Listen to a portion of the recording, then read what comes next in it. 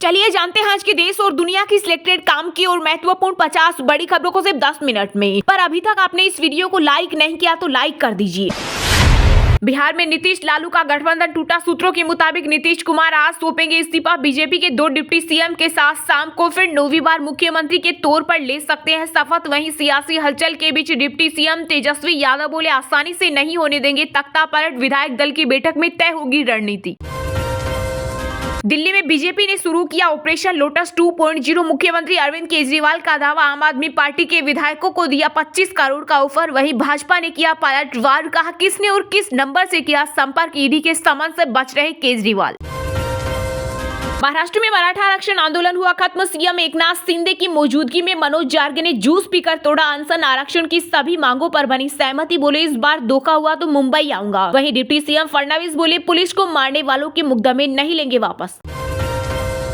Helicopter, jet engine से लेकर space तक इमैनुअल मैक्रों के दौरे पर भारत और फ्रांस के बीच हुई कई अहम समझौते। इसके अलावा दोनों देशों ने डिफेंस इंडस्ट्रियल रोडमैप का किया स्वागत। वहीं राष्ट्रपति मैक्रों ने की बड़ी घोषणा, कहा 2030 तक फ्रांस के विश्वविद्यालयों में 30,000 भारतीय छात्र कर सकेंगे पढ़ाई। लोकसभा चुनाव के चलते 1 फरवरी को बजट में पीएम किसान सम्मान निधि की राशि 3,000 रुपए बढ़ा सकती है मोदी सरकार। एमपी के किसानों को होगा सबसे ज्यादा फायदा। एक से बढ़कर एक दमदार गाड़ियां बनाने के बाद अब टाटा ग्रुप बनाएगी हेलीकॉप्टर। 2026 से शुरू होगी made in India H125 helicopter की डिलीवरी।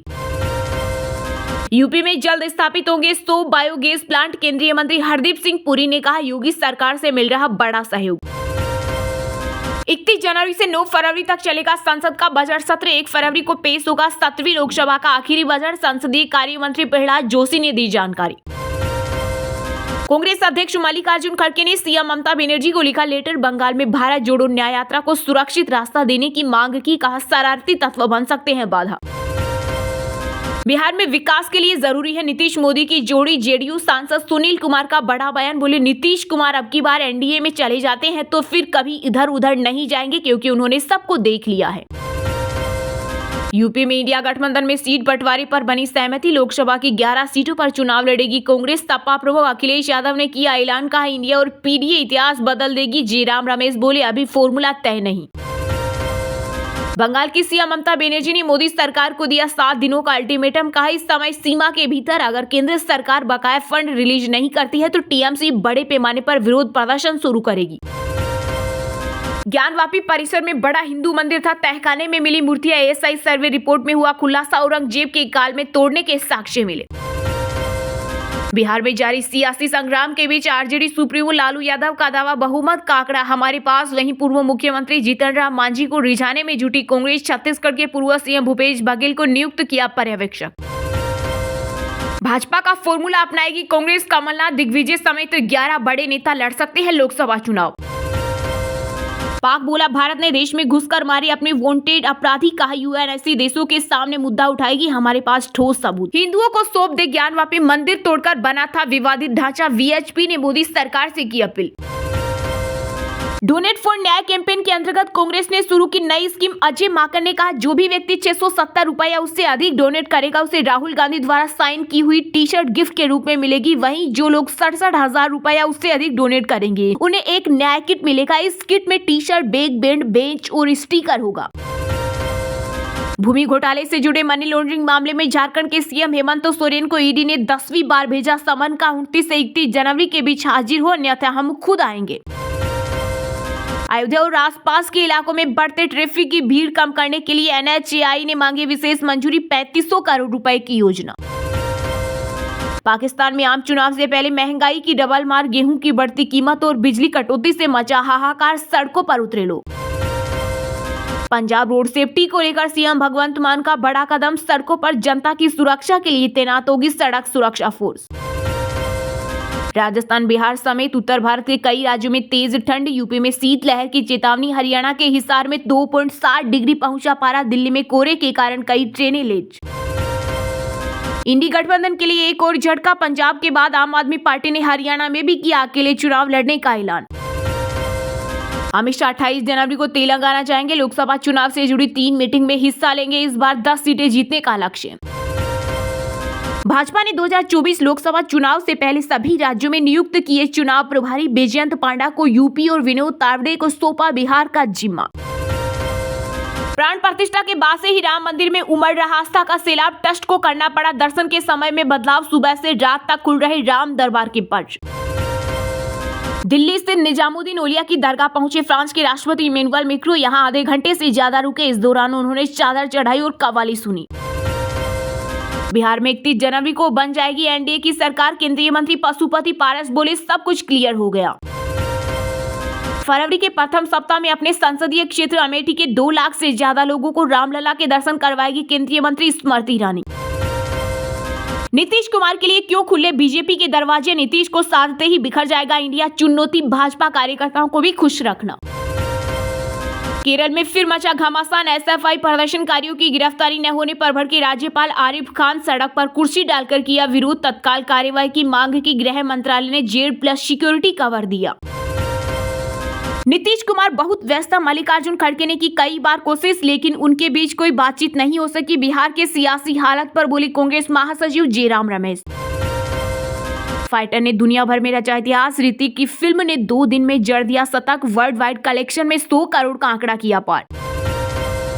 ओलंपिक की भारत के किसी भी दावेदारी का समर्थन करेगा फ्रांस, राष्ट्रपति इमैनुअल मैक्रों का बड़ा बयान, कहा हमें भारत के साथ खेल पर एक मजबूत सहयोग बनाने में खुशी होगी। बिहार के सीएम नीतीश कुमार ने आरजेडी मंत्रियों के कामकाज पर लगाई रोक। कृषि मंत्री कुमार सर्वजित ने सरकारी गाड़ी लौटाई। वहीं भाजपा की राज्यसभा सांसद राकेश सिन्हा बोले, जनता मोदी का सुशासन देखना चाहती है। कांग्रेस नेता राहुल गांधी की भारत जोड़ो नहीं इंडिया ब्लॉक तोड़ो यात्रा है। बिहार में भाजपा प्रभारी विनोद तावड़े का करारा तंज। नीतीश कुमार इंडिया गठबंधन में रहते तो पीएम बन सकते थे। सपा प्रमुख अखिलेश यादव बोले, बीजेपी में जाकर क्या मिलेगा। यूपी, पंजाब, हरियाणा में अगले 5 दिनों में बारिश की संभावना। हिमाचल, उत्तराखंड में बर्फबारी की चेतावनी। राजस्थान, बिहार में आज कोल्ड डे का अलर्ट। अंतर्राष्ट्रीय मार्केट में कच्चे तेल की कीमतों में उछाल जारी। पंजाब, बिहार में सस्ता तो राजस्थान, गुजरात में महंगा हुआ पेट्रोल डीजल। नहीं बचा इंडी गठबंधन, लोगों को बेवकूफ बना रहा विपक्ष। बीजेपी ने विपक्षी दलों पर कसा तंज, का सब अकेले लड़ रहे चुनाव। चलिए अब जानते हैं जो आम आदमी के काम की और फायदेमंद खबरें हैं उनको विस्तार से। पर इससे पहले अभी तक आपने इस वीडियो को लाइक नहीं किया तो लाइक कर दीजिए।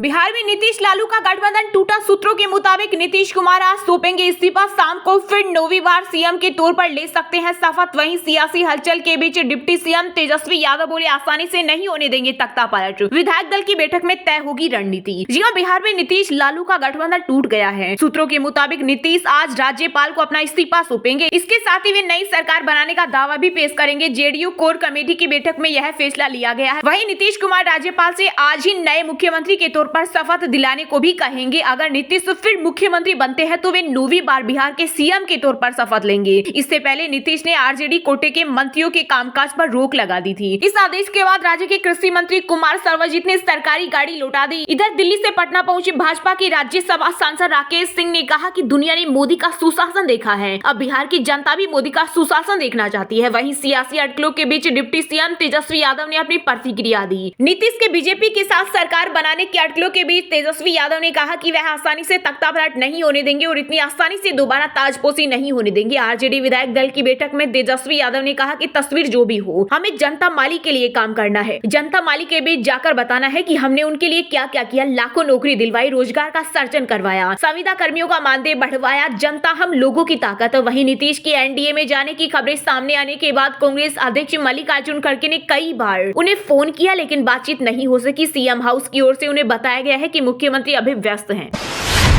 हेलीकॉप्टर, जेट इंजन से लेकर स्पेस तक मैक्रो के दौर पर भारत और फ्रांस के बीच हुई कई अहम समझौते। इसके अलावा दोनों देशों ने डिफेंस इंडस्ट्रियल रोडमैप का किया स्वागत। जी हां, भारत और फ्रांस के बीच दोस्ती लगातार मजबूत हो रही है। 75वें गणतंत्र दिवस समारोह में चीफ गेस्ट के रूप में पहुंचे फ्रांस के राष्ट्रपति इमैनुअल मैक्रों ने भारत के साथ कई महत्वपूर्ण समझौतों पर हस्ताक्षर किए। इसी कड़ी में दोनों देश डिफेंस इंडस्ट्रियल सेक्टर के बीच एकीकरण को और गहरा करने, को डिजाइन, सह विकास और को प्रोडक्शन के अवसरों की पहचान करने के लिए मिलकर काम करने पर सहमत हुए। फ्रांस के राष्ट्रपति इमैनुअल मैक्रों और प्रधानमंत्री नरेंद्र मोदी ने दोनों देशों के बीच डिफेंस सेक्टर के एकीकरण को गहरा करने के साथ ही सेक्टर के कोर डिजाइन सह विकास व को प्रोडक्शन के अवसरों की पहचान करने के लिए मिलकर काम करने पर प्रतिबद्धता दोहराई। फ्रांसीसी राष्ट्रपति मैक्रों और पीएम मोदी ने कहा कि रक्षा औद्योगिक सहयोग विशेष रूप से डिजाइन स्टेज न केवल युवाओं के लिए अच्छी नौकरियां पैदा करता है बल्कि आत्मनिर्भर भारत के दृष्टिकोण को भी आगे बढ़ाता है। यही नहीं, यह वैज्ञानिक तकनीकी क्षेत्र में व्यापक प्रगति का भी समर्थन करता है। विदेश सचिव विनय क्वात्रा ने बताया कि दोनों देश defence space partnership, satellite launch, clean energy में जॉइंट रिसर्च, हेल्थ केयर में सहयोग, पब्लिक एडमिनिस्ट्रेशन के सेक्टर में सहयोग और फ्रांस में मास्टर डिग्री हासिल करने वाले भारतीय छात्रों के बीच शेंगेन वीजा की वैधता को 5 साल के लिए सक्रिय करने के भी समझौते पर पहुंचे हैं।